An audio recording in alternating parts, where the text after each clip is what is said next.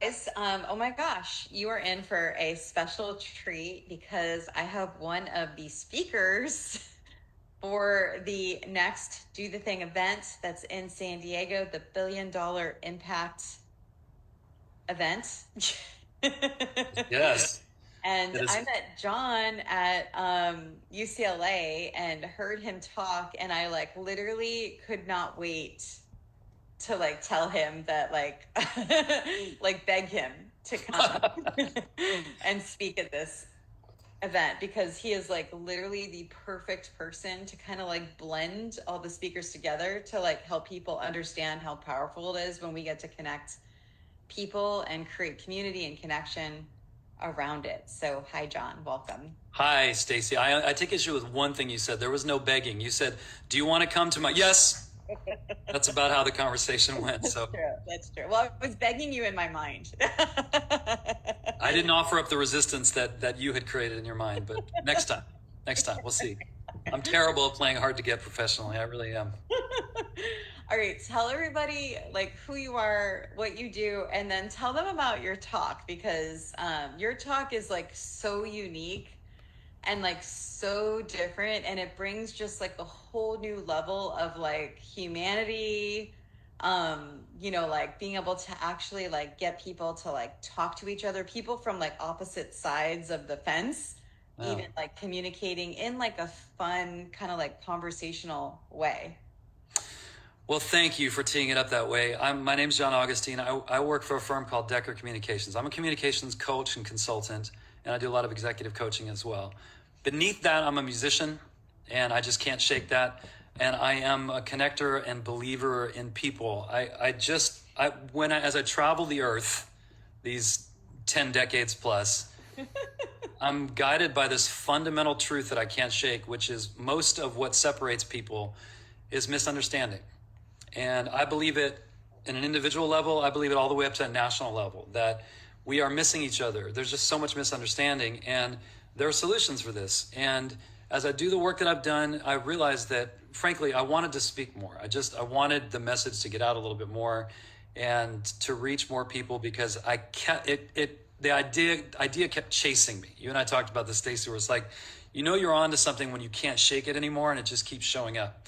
And what kept showing up for me was how music is integral in communicating. And I'm the son of a jazz musician. My dad was a jazz pianist. He passed away a little over 3 years ago. He was an educator.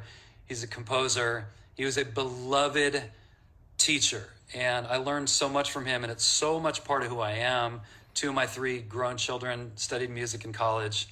And the joke that I always connect to that is we all inherited the ability to be very difficult to employ because we're musicians. And but everything I do when I'm coaching, when I'm leading training sessions, it always keeps coming back to music, phrasing and connecting and tone and intention. And so what I talk about is how music shows us to deal with difference, to deal with dissonance, because we are being conditioned out of our ability to sit with things that are uncomfortable. And you know this, we see it all the time. I hear complained about all the time how algorithms exist to feed us what we want to hear. And it's just putting us further and further apart from anything that's different, any opposing point of view. It doesn't have to be politics. Often it is politics. But in personal life, what I find is that when opposing points of view show up to us, whether it's our feed or just in our minds, we have a huge emotional reaction against it. We want to throw that idea or that person in another camp far over there. They're crazy, they're idiotic. And in music, I call that's volume up. That's just two notes rubbing against each other like dang, dang, and it sounds terrible like a car horn, and we want it to go away, we want it to stop. So we're being conditioned away from sitting with that discomfort. Mm. And what music teaches us, and this is what I talk about and I show in my talk, I use the piano, we do a lot of playfulness, a lot of engagement, is actually that dissonance. If you turn it down, if the first thing you do is just turn it down, then you start to experience that dissonance, that disagreement, that discord in a whole different way. And instead of going, oh my God, something is wrong, that's a different opinion, someone's crazy, you actually start to hear, wait a minute, maybe there's some promise here. Maybe maybe these opposing ideas rubbing up against each other actually represent being human. Maybe that they represent what the future could look like. And it's so much fun, Stacey, you saw it, to take musical ideas and show how for hundreds of years, musicians have taken dissonance and discord and disagreement, and they've turned it into beautiful things. And honestly, the work that I do, when I see someone, even if it's just an individual who learns to convey an idea in a new way and connect with someone, it sounds like music to me. It's like, there it is. There it is. You showed up to something with a different idea that other people might have been opposed to, and suddenly now you're making something beautiful out of it. There's so much there. I could go on forever, Stacey. That I've talked long enough about it. Yeah, no, it's so exciting to me because it's a whole nother way to help people connect together. And that's like my mission in life, is helping people like understand our differences. I mean, I talk about, so my TEDx talk is the power of community to help you achieve your goals. And I talk about this concept of my people, which is different than your friends and your family and like your regular support network.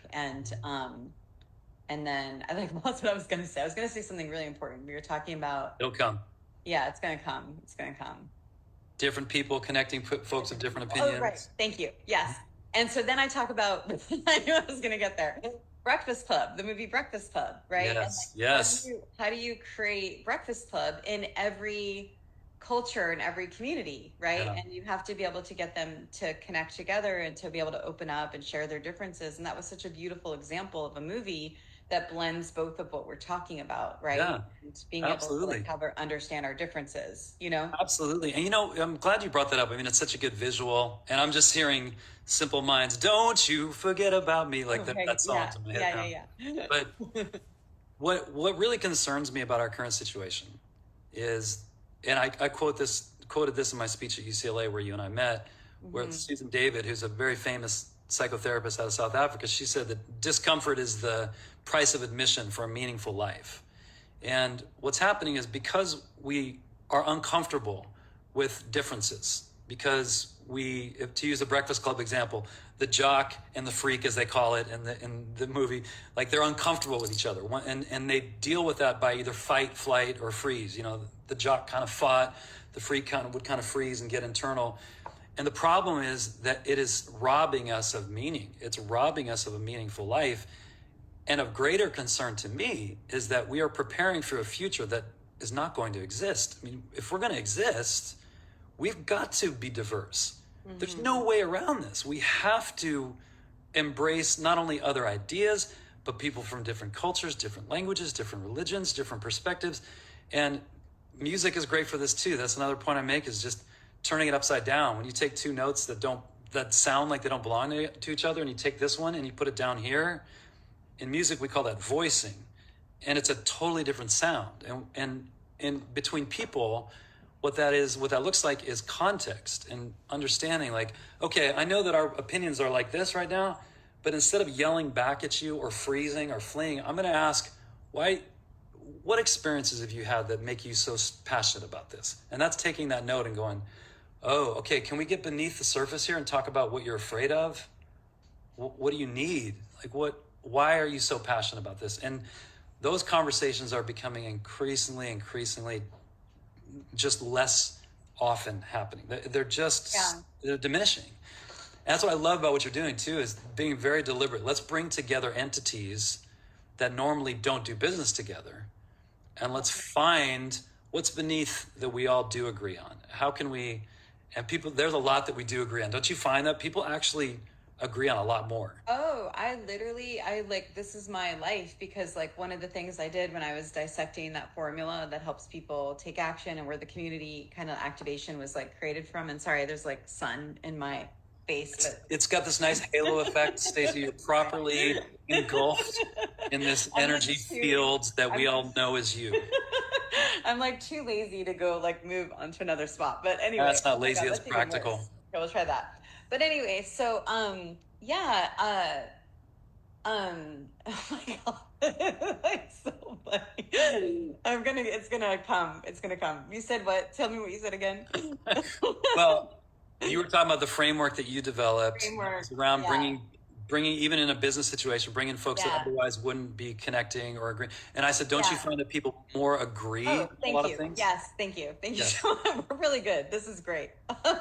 Yeah, so I traveled the world. My daughter and I actually went to like Italy, London, New York, Paris, like all these different places. And I did street interviews and I interviewed people. And I was like, oh my gosh, like no matter who they are, no matter what language they speak, we're all wanting the same thing. We all have goals, we all have dreams, we all have struggles, Thousand we all times, have yes. excuses. Yes. And even running the challenges and getting to run these, communities, because now I'm running engagement in a lot of different communities, all over the world. And like it's the same, right? And how do you get people to talk to each other? And that's kind of what my mission is too. So I'm excited to like blend our like skill Yes. sets and see what that might do, because that's really Absolutely. exciting to me.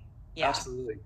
Yeah. And there's, I love, and this talk we're having right now is the embodiment of the third point I make in my keynote speech, which is play. Yeah. We got to play. We got to play. Like, it's not about perfection. It's about connection. With music, the fundamental verb for music is play. You play music. And a lot of what's wrong with interpersonal relationships, a lot of what's wrong with company culture, a lot of what's wrong with political discourse is there is no play. There's no sense of humor. It's so serious. And we're so busy defending our objectives or our opinions or our point of view that we've lost the playfulness when you look across a table and see a human being. Yeah. And one of my favorite moments at UCLA, Stacey, you were part of it, and you and Roxana, who you were sitting next to, God, you were so helpful because I was worried. I was taking a risk. I was like, okay, I'm going to end this thing by asking people to sing with me. Like, can we be playful here? And I don't know if you remember, I said, I'm trying to get a sense, is this a Elton John crowd or is this a Prince crowd? And Elton John, I was like, yeah. And then I said Prince, and he was, yes. So we sang Purple Rain together. And I jumped off out of my seat and I did this little like twinkle toes twirl because I was so excited that this room of people in an academic institution were singing along with me, which didn't seem like it was appropriate for the environment. And my whole point with that is when you're playing, all differences melt away. And you're just experiencing humanity the way we're supposed to experience it, which is together, not perfectly in line with every thought. We're not looking for uniformity, but we're together. And so that's what I love about even just the spirit that you embody in this talk. Like you're like, Yeah. hey, should we do a live stream? Sure, let's play with it. Let's like, what could go wrong? Oh, a lot could go wrong. A lot. But even in that, good things are going to come out of it because it's playful. It's playful. And that's what the world needs so much more of that. And that's, music has taught me that. And I've talked for a little while. I promise you I'll put a button on this. So good. Even as a parent, I'm a parent of 3 adult children, 2 boys and a girl, 28, 25, and 23. And when I look back on my parenting, especially those when they were learning music, I regret being too pedantic and teacher-like. I wish I was more playful. Because my dad was that way with me. He moved from he was a teacher, and I never took lessons from him formally. But as a piano player, I learned so much just playing with him, just playing. Way more than I would have if I'd sat down as a student and gone and done the assignment, all this stuff. And some of the best moments in my life were just playing with my dad, playing with my kids. And I guarantee you, they learned so much more about being musicians by just playing. Isn't that interesting? Yeah. So good. You So I'm like so excited about this. And just so you guys know, John's going to be bringing his piano and doing this whole amazing, and it's so If good. you'll let me, I'm bringing the piano. It's Yes. going to be blown. Yeah.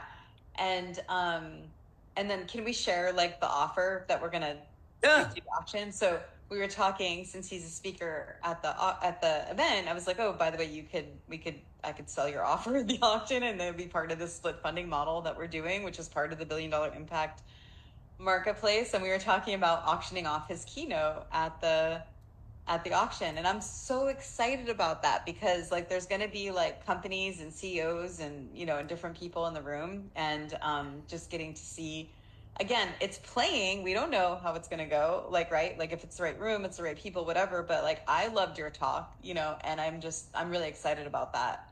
And I think a lot of people, they don't think about their offer as their talk. And I think that's really powerful because yes, that could be your offer. And my point is we're doing the Get Your Offer into Momentum challenge. We just started today.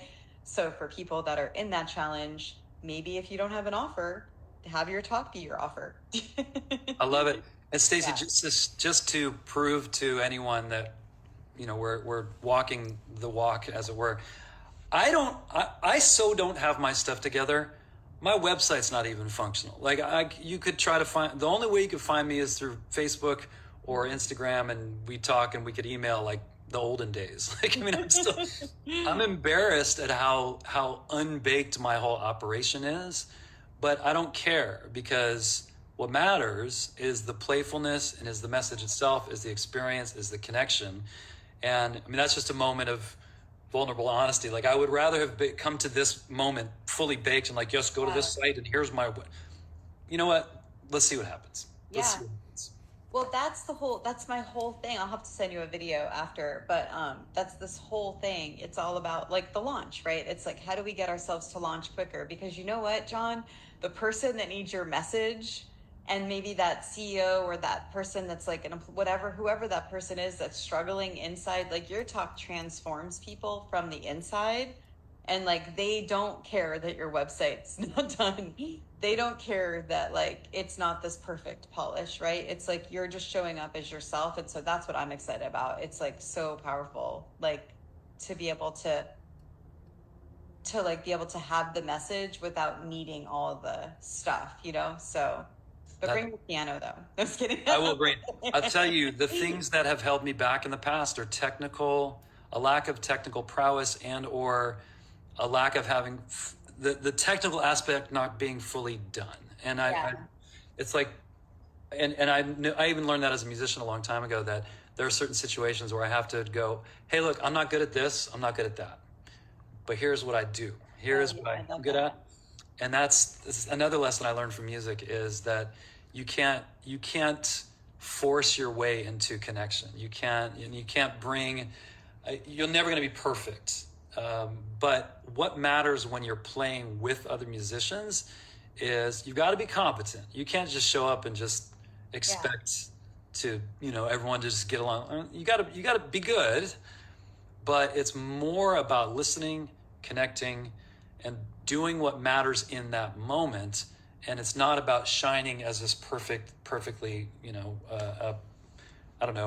shown musician or perfectly prepared musician. So yeah, you're in real time. You're helping me write a second keynote right now, because these are points that I didn't make last time. So good. Oh my gosh. Wait till after the event. All the things are going to come up. Oh my gosh. Well, I'm so excited. So for those of you that are coming to San Diego in January, you're going to get to meet John. And so cannot wait. And he is like such a nice, like human, like good human. That's what you want, is you want to be in a room with really good humans, people that are doing really good things. And that is what you are. That's what I'm so excited about. Stacey, that means so much. Thank you. Yay. All right. Well, thank you so much. All right. I'm going to say goodbye to them first. And then all right. Don't wait for opportunity. Create it. We'll get it. Bye, everyone.